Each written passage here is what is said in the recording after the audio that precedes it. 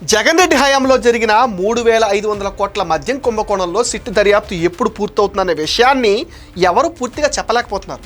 మద్యం కుంభకోణం ఎవరు చేశారో, ఎలా చేశారో, అంతిమ లబ్ధి పొందింది ఎవరు అనే వరకు సిట్ అయితే తేల్చింది.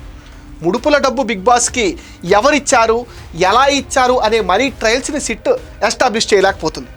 సిట్ ఎస్టాబ్లిష్ చేయాలంటే చేరవేసిన వాళ్ళు కన్ఫెస్ చేయాలి. అందరూ తలా కొంత దోచుకుని లాభపడిన వాళ్లే కనుక ఎవరు అంతిమ లబ్ధిదారుడి పేరు చెప్పటం లేదు.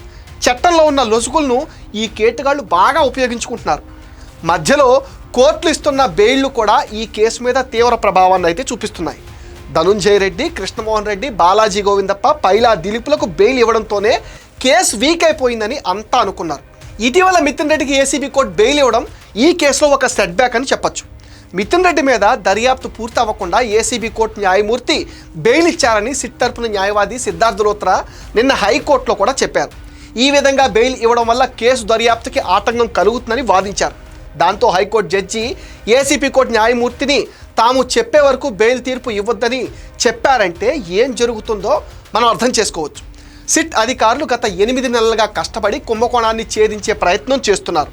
కానీ వైసీపీ గజ దొంగలు ఎత్తులకు పై ఎత్తులు వేస్తూ ఆటంకాలైతే కలిగిస్తున్నారు అనే దాంట్లో ఎటువంటి సందేహం లేదండి.